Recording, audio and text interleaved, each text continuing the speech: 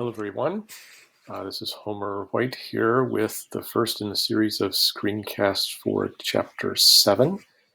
Our plan is to have a separate screencast for the first three sections of the chapter, and a single DA will cover all three of them. So we're on section 7.1. We're going to do some statistical inference where we're interested in the mean of a single population. So you'll need to make sure that TigerStats is loaded as you follow along with the slides.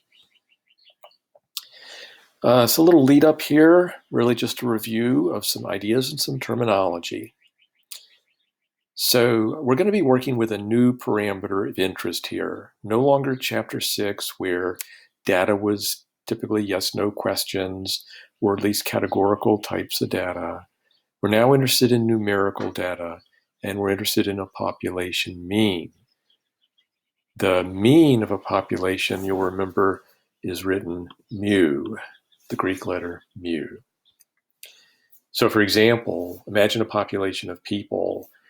Each one of them has a height in inches, maybe 72 inches, 68 inches, 71.4 inches, and another person 63 inches, and another person is 65.6 inches, and on goes for, maybe millions of people.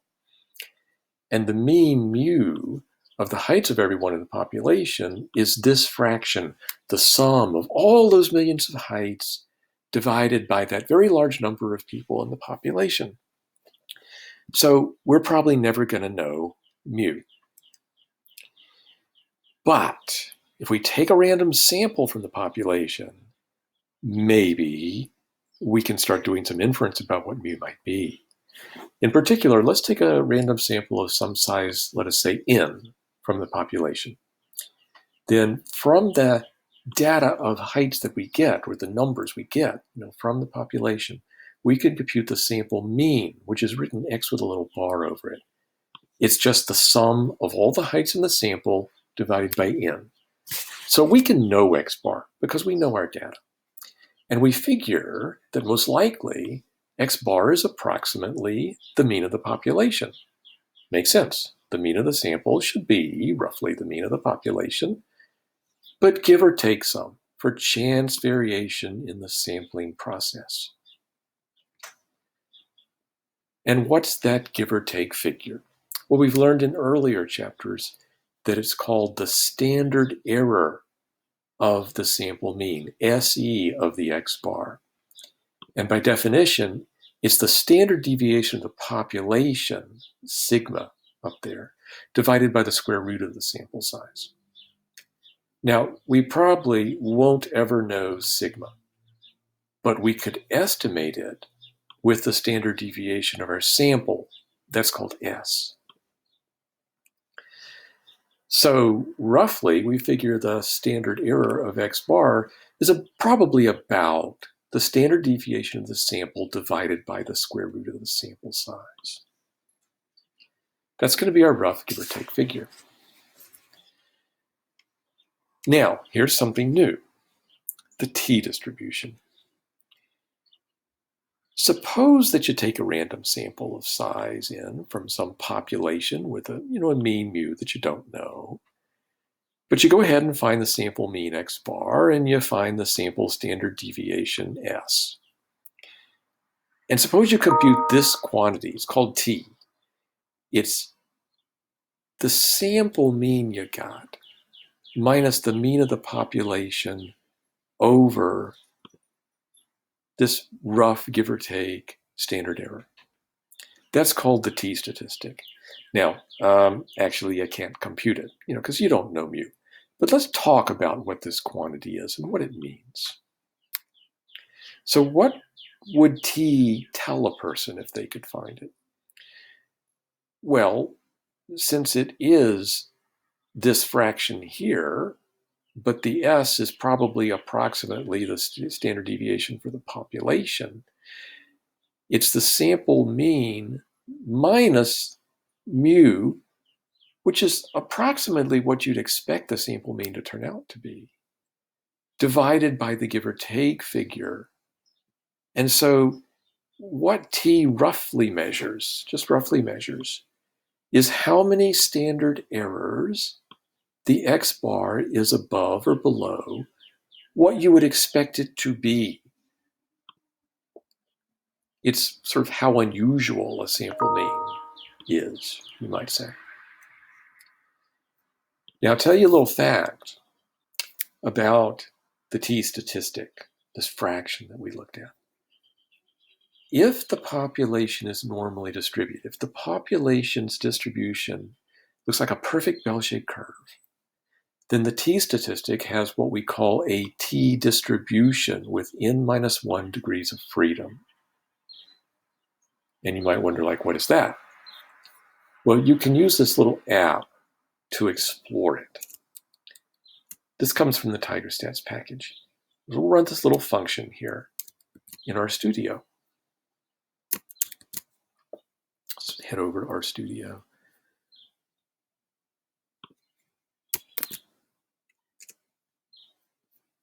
And we get a little cog here that will open up. And what we're looking at the moment is a picture of the density curve for a t distribution with what we call 1 degree of freedom. And we see that it's a symmetric unimodal distribution, but it's not a bell-shaped curve. It's way too thick on the sides, and it's way too kind of flat, on the slopes. It just doesn't look like a bell-shaped curve. I'm going to show you a standard normal curve that has the same center and the same standard deviation as that t distribution that you see right there. You see, they're pretty different. But now let's bump up the degrees of freedom. There's a t curve for every whole number degrees of freedom. This app's only going to show you t curves for degrees of freedom up to 100, but let me just bump it up a bit. 2 degrees of freedom, 3, 4, 5, 6, 7. The t density curves are always symmetric and unimodal, and they're always centered around 0. But as the degrees of freedom go up, they look more and more like a standard normal curve. That normal curve with mean 0 and standard deviation 1. After about 18 degrees of freedom or so, your eye can't even tell the difference, really. Okay, back to the slides. And here's another interesting fact. Even if the population is not normally distributed, no matter how the population is distributed, in fact, if your sample size n is big enough, if it's big enough, then that t statistic fraction has approximately a t distribution. Most people figure that 30 is a big enough sample size, as long as the population that you're picking randomly from is not too skewed. So what can you use the t distribution for? Well, statisticians have worked out how you can use it to make confidence intervals and to perform tests of hypothesis where the hypotheses are about the value of a single population mean. And the cool thing is, you never have to know the population standard deviation to perform these tests and to make these confidence intervals. All you got to do is use your data. And really, all that you need from the data is the sample mean and the sample standard deviation. So we're totally going to use t-tests from here on out when we've got to figure things out about what the population mean might be. So I encourage you to follow this link here to fueleconomy.gov. It's a site that allows people to just log on and share gas mileage information about their vehicles. And say that you went to the site and you looked at what drivers of Priuses, Toyota Priuses, were reporting about their mileage in miles per gallon. And say that 14 people reported their mileage. And let's say further, and this is kind of a stretch, let's just assume that they're like a random sample from the population of, the millions of Prius drivers out there. That's probably not true for these voluntary internet surveys, but we'll just play along with that idea so we can go through kind of the math and the steps. And suppose the sample mean for these 14 mileages is 53.3 miles per gallon, and say the sample standard deviation is 5.2 miles per gallon. And say that when you made, say, a histogram of those 14 mileages, you found that it was, roughly symmetric. Now, maybe what you're interested in is the mean mileage for all Prius users in the population. Call it mu. Could you make a 95% confidence interval for mu? You could, using the math behind the t-test. But you gotta think a little bit, on kind of your check step. The sample size here is kind of small. But it did say that when you looked at a histogram of the mileages, that the histogram was roughly symmetric. And so if the histogram of the sample is roughly symmetric, then maybe the population that it was drawn from is also roughly symmetric. Maybe it's not so skewed.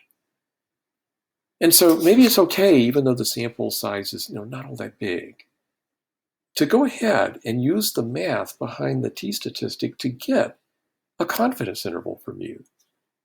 But how would you do it? Well, you're not going to have to do the calculations yourself. We did a lot of calculations in Chapter 5 when we were just trying to get the idea of confidence intervals and test the hypothesis. But we're going to be letting R take the reins from here on out and do the calculations for us.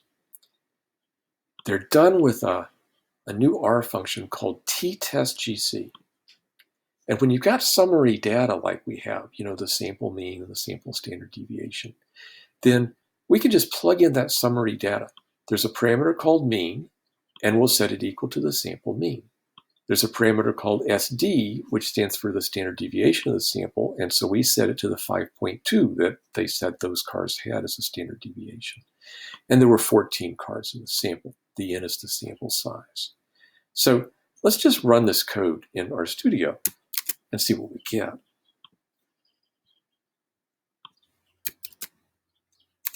We run it, and let's kind of go up a bit so we can see it all down here. Let's actually make it a little bit bigger.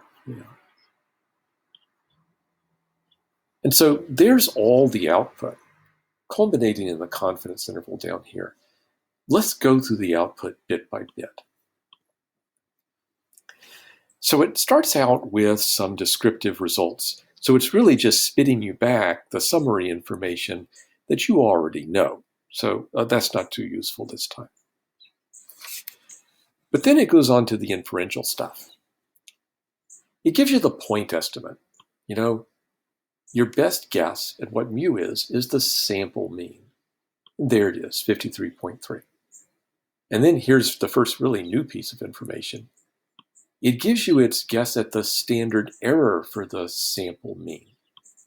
The sample standard deviation divided by the square root of the 14. So it figures that for you, and it's 1.39. And so when you look at those two numbers, think to yourself, mu is maybe around 53.3 miles per gallon, give or take 1.39 miles per gallon or so. How about a 95 confidence interval for mu? So that's the last piece of information in the output. Here it is. It's all the numbers from 50.29 to 56.3 miles per gallon. That's the reasonable range of numbers that mu could be one of, based on the data that we have.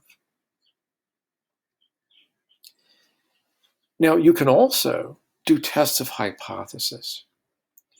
So, for example, suppose somebody is wondering, is it reasonable to believe that mu is only 50 miles per gallon? I mean, the sample mean came out 53.3. Would that be good evidence that maybe the mean for the population is more than 50? Well, you can set it up. You can set your hypotheses up like this.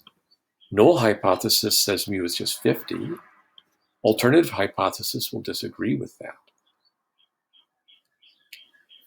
And then in the R code, you really just enter the same information to ttestGC, except one more argument. There's a parameter called mu, and that's the null value. It's what the null hypothesis believes that mu is. And so you enter that mu is 50. It's not that you believe that mu is 50, but we just need to tell the R what the null hypothesis thinks that mu is. So we'll take that to RStudio and run it. And we get a bit more output here.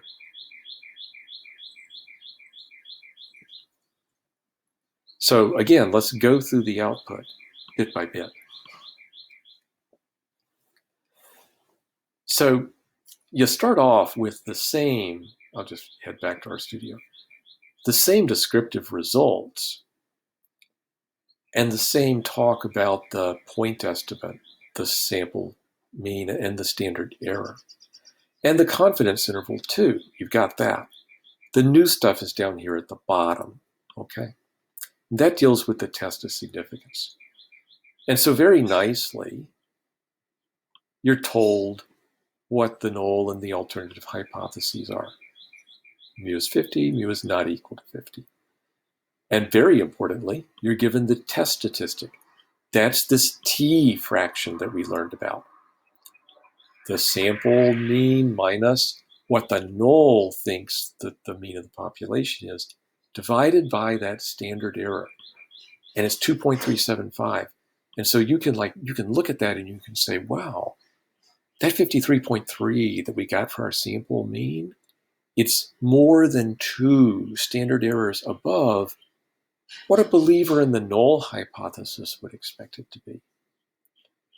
You also get told the degrees of freedom for the t-curve that goes with this test, because that t-curve is going to be used to find the p-value of the test. Here's a picture of that p-value. You take the t-curve with 13 degrees of freedom, and you mark the t-statistic you got, and you mark minus it too. And you compute the total shaded area under the curve, so you're looking for the chance of being at least as far away from the middle, 0, as you actually got in your study. And that's that p-value that you see that I'm trying to kind of highlight here, 0.03. And so, if the null is right, there's only about a 3% chance of getting a test statistic that's at least as big as the one you got. Now, we usually use a level of significance of 0.05. Our p-value is less than that level of significance. So, we're going to reject the null hypothesis now. This data we've got, even though it's only based on 14 cars, it provides fairly strong evidence that the mean mileage for all Prius drivers is not 50 miles per gallon. In fact, it seems like we've got strong evidence here that it's more than 50 miles per gallon, because we were at 53.3. And so using ttestGC is fairly simple when you're working from summary data. Now, in real life, you'll often be working, with raw data, the actual original numbers that you pull off your sample, okay? And so let's try an example like that. Take a M111 survey again. And let's focus on the variable fastest, the fastest speed the person ever drove a car in miles per hour. There were 71 people in the survey, and so we got 71 numbers. And let's let mu be the mean fastest speed ever driven for all Georgetown College students, not just the 71 at the sample.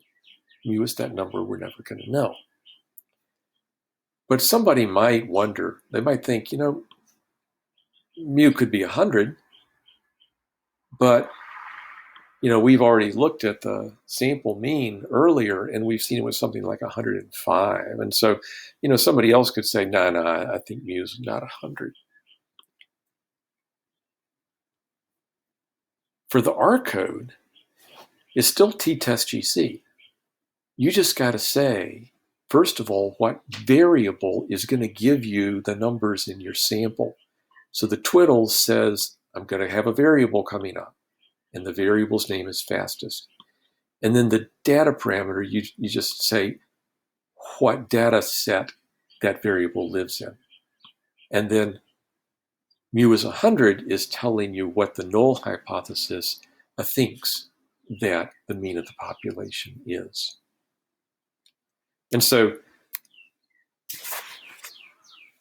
again, your output is going to start off with some descriptive results, but this time it's like news to you because you only had the 71 data values.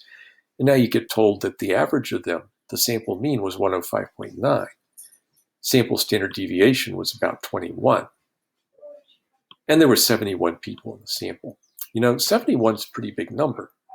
And remember, we were saying that the mathematicians had figured out that even if your population is not normally distributed, if your sample size is bigger than 30, then the t statistic has pretty much approximately a t distribution with degrees of freedom 1 less than the sample size. So this big sample size here is pretty reassuring. Now, again, the inferential results, the sample mean is our best guess at what mu might be. But that best guess could easily be off by a standard error, so about 2.5 miles per hour. The 95% confidence interval for mu runs from 100.9 to 110 miles per hour. As far as the test of significance is concerned, here are the hypotheses. The test statistic turned out to be 2.382. Our sample mean of 105.9 was about 2.38 standard errors above what a believer in the null hypothesis would be expecting it to be. Degrees of freedom is 1 less than the sample size. And the p-value is about 0.02. That p-value is pretty small. If the null hypothesis is right, there's only about a 2% chance of getting a sample mean so far off from 100 is what we got. So we're going to reject the null hypothesis. This data provides pretty strong evidence that the mean fastest speed driven by all Georgetown College students is not 100 miles per hour. Looks like we got good evidence that it's more than 100 miles per hour. And so when you get down to applying this, say in the DA and in your future life, you'll see ttestGC is pretty easy to work with.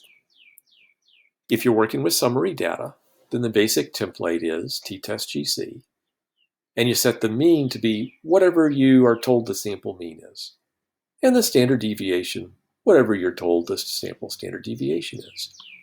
And next to the n, you write in your sample size. And then if you're going to do a test of hypothesis, then you write in what the null thinks that the mean is. If all you want is a confidence interval, you can totally leave that out. Now, if you're working from the original data, like we were with the fastest speeds ever driven, then you do twiddles the variable where you get your data, and you set data to be the data set where that variable lives. And again, if you want a test of hypothesis, you got to say what the null thinks that mu is. Now, sometimes you only need like a 95% confidence interval, and so you just leave off that mu argument.